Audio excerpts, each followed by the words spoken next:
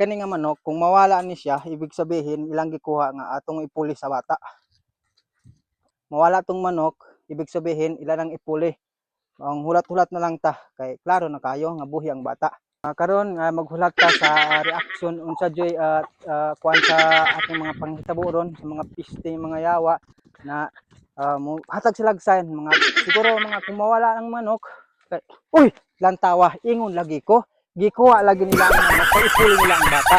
Kay karon klaro na kaayo dirita nakadungog ba man gahilak nga bata diri. Tara, ato pangitaon kay diri to. Ingon ko sa inyo ha. Nga itong manok ilang gipuli.